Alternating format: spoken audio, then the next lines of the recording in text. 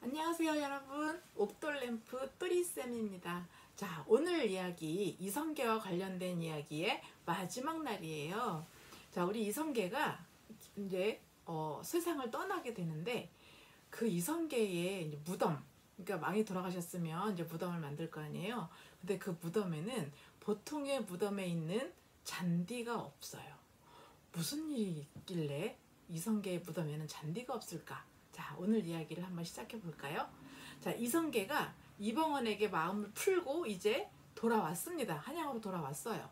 그런데 이방원 입장에서는 아버지가 오셨으니 이제 백성들 보기에도 떳떳하고 신하들하고 이야기하기에도 좀 명분도 서고, 그래서 너무너무 좋아요. 그래서 막 아침 저녁으로 문안드리고요. 그리고 맛있는 음식, 몸에 좋은 음식들을 막 대접을 하면서 어떻게 하면 아버지와 관계가 좀 좋아져서 백성들에게 효도의 모범을 보일 수가 있을까, 막 이런 생각도 하면서 즐거워요. 자, 그런데 이성계 입장에서는 또 그게 아니에요. 이 한양이라는 이곳, 그리고 경복궁이라고 하는 궁궐, 이 궁궐은 이성계가 처음에 조선을 건국하고 첫 번째 도읍지로 내려와서 한양이라는 곳에서 처음 궁궐을 세운 것이 바로 경복궁이라고 하는 거죠. 이 경복궁은 조선 그 자체예요. 임금님이 여기에서 모든 일을 다 하고 나라를 꾸려가는 곳이기 때문에 중심이라는 거죠. 자, 그런데 이 경복궁에서 피바람이 불었잖아요. 자, 이방원이 동생들, 그러니까 엄마가 다른 이복 동생들 둘을 다 죽였는데, 그런데 이 아들 둘은 이 이방원하고는 나이 차이도 굉장히 많이 나요. 그러니까 이성계한테는 두 번째 부인이었고요. 예, 그리고 늦게 얻은 아들들이라 얼마나 더 애틋하고, 그리고 아주 사랑하던 두 번째 부인의 그 아들들이었으니 얼마나 예뻤겠어요. 그 아들들이 모두 이방원에 의해서 죽었다는 거죠. 그리고 이성계가 그렇게도 사랑하고 믿고 의지하던 정도전이라고 하는 신하도 이방원에 의해서 죽고 말았죠. 자, 그러니까 이 그렇게 모든 비극의 현장인 경복궁에서 머물고 싶지 않았을 것 같아요. 아유, 당연할 것 같아요. 자, 그래서인지 모르겠지만 이성계는 한양에 머무르는 시간이 별로 없었고요. 계속해서 이렇게 떠돌아 다니게 돼요. 자, 특히 어디에 가서 많이 있었냐 하면 양주라고 하는 경기도에 이제 지명이 있는데, 그 양주 쪽에 회암사라고 하는 절이 있어요. 굉장히 커요. 스님 숫자만 해도 한때는 가장 잘 나갔을 때는 한 2,000명 정도 있었다고 해요. 그래서 그 회암사지를 나중에 발굴했을 때는 뭐 금으로 만든 불상이 막 몇 구가 나왔다라고 하는 그런 말이 있을 정도로 굉장히 번성했던 절인데, 이 절에 이성계가 사랑했던 사람이 마지막으로 남아있어요. 자, 그 사람이 누구냐면, 우리 첫 번째 시간을 이렇게 되돌려 보자면, 이성계에게, 장군이었던 이성계에게 당신은 왕이 될 것이오 라고 이야기해준 스님이 있었어요. 그쵸? 네. 자, 기억이 나실 거예요. 잠깐 지우고 할까요? 복잡하네요. 바로 무학대사라고 하는 스님이 그 회암사에서 계신 거죠. 자, 그러니 마음 둘 때라고는 여기밖에 더 있을까요? 그래서 회암사에 가서 많이 있었어요. 자, 이성계와 무학대사는 옛날 얘기를 막 하면서 그때 정말 좋았는데 뭐 이러면서 있지 않았을까요? 자, 그런데 이성계가 이렇게 이제 한양을 주변을 이렇게 서성거리면서 떠돌아다니다가 이제 나이가 너무 많아진 거죠. 이성계는 조선을 막 세웠을 때 나이가 이미 58세. 그러니까 지금으로 따지자면 평균 수명이 굉장히 차이가 많이 나니까 거의 70이 넘는 나이가 아니었을까요? 자, 그러니까 그 이후로 시간이 많이 흘렀으니 나이가 이제 많이 들었죠. 그래서 이제 몸도 쇠약해지고, 그래서 이제 더 이상은 떠돌아다니는 게 좀 힘들다 생각이 들었는지 이제 한양으로 돌아왔습니다. 자, 돌아오고 나서 얼마 후에 정말 병을 얻어서 노환으로 그냥 이렇게 세상을 떠나고 말아요. 자, 임금이 죽으면, 물론 이제 이성계는 왕을 이렇게 아들한테 이렇게 물려줬지만, 그럴 경우에는 이제 왕 위에 있다 그래서 상왕이라고 합니다. 상왕. 자, 윗상자에다가 이렇게 임금왕자 써서 상왕이라고 해요. 왕이잖아요. 그렇죠?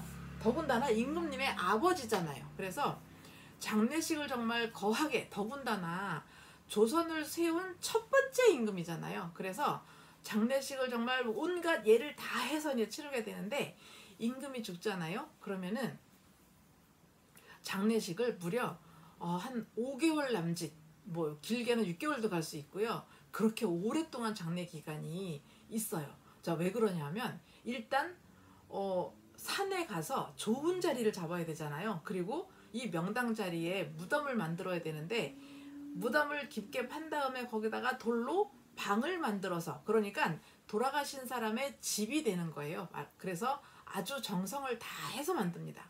자, 이렇게 되다 보니까 시간이 오래 걸리잖아요. 근데 명당 자리를 찾아야 되는 것도 굉장히 중요한 일이에요. 근데 이방원한테는 한 가지 고민이 생겼어요. 그게 뭐냐면 이성계가 죽을 때 유언을 남겨요. 자, 왕이 죽을 때 남기는 유언은 반드시 들어줘야 돼요. 후손된 입장에서는 신하가 됐든 그 다음에 왕이 됐든. 그런데 이성계가 뭐라고 얘기를 하냐면, 내가 죽으면 나를 이곳에, 이 한양 근처에 묻지 말고 내 고향에 가서 묻게, 좀 잠들게 해다오. 그 고향에 묻어다오, 그거죠. 자, 이성계의 고향이 어디였는지 기억하시죠? 자, 냉면으로 유명한 함흥이라는 말이에요. 함흥까지 모시고 가서 장례식을 치러야 돼요. 무덤을 만들어야 된다는 얘기죠.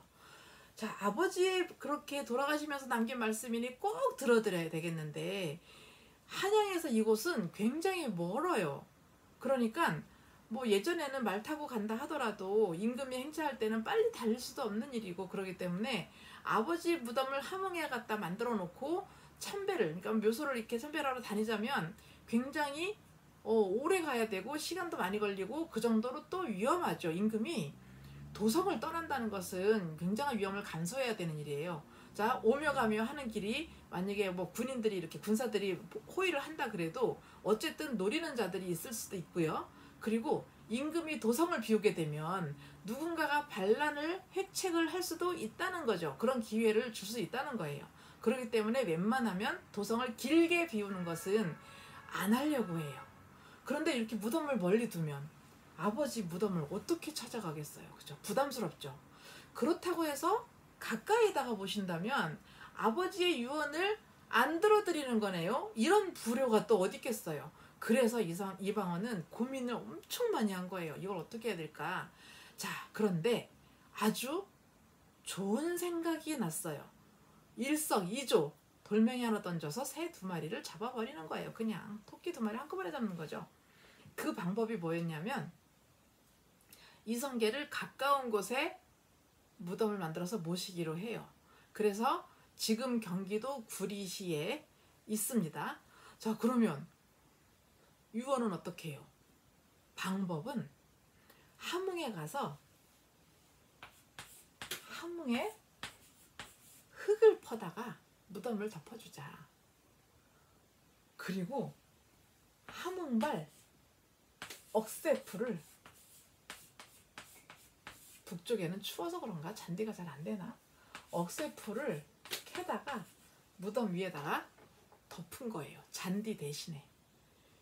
그래서 동구릉이라고 하는 구리시에 있는 임금님이 묻힌 그 무덤들이 많아요. 산에 9기가 있다 그래서 9분의 그 임금을 모셨다 그래서 동구릉이라고 불러요. 여기에 가장 좋은 자리에 임금이 묻혔고요. 이성계가 묻혔고요.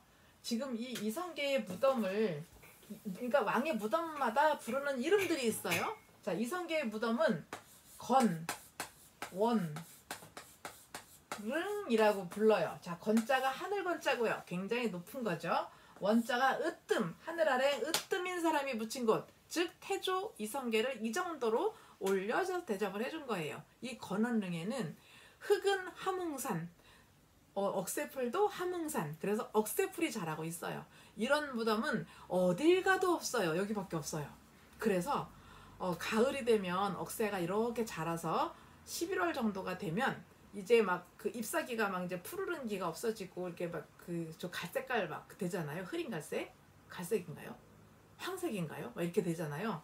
자, 그런 억새가 막 휘날려요. 막 그러면은 그때 사람들이 와가지고 이발을 막 해요. 무덤에. 굉장히 진귀한 광경이죠.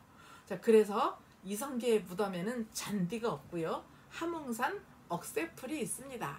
자, 그래서 이방원은 아버지의 유언도 들어드리고 효도를 다 하고 그리고 본인이 이렇게 위험을 감수해야 되는 일까지도 안 해도 되는 일석이조를 거두게 되는 이런 두뇌를 선보인다는 거죠. 뭐 이방원이 옆에 머리 좋은 사람이 좀 많은가 보죠. 그럴 수도 있고. 자, 어쨌든 그래서 이방원의 그 꾀에 의해서, 그러니까는 그 지혜, 꾀라고 하지 말고 지혜라고 하겠어요. 지혜에 의해서 이렇게 모든 일을 다 해결하는 그런 결과가 지금 동구릉의 건원릉에 가면 볼 수 있다라는 겁니다.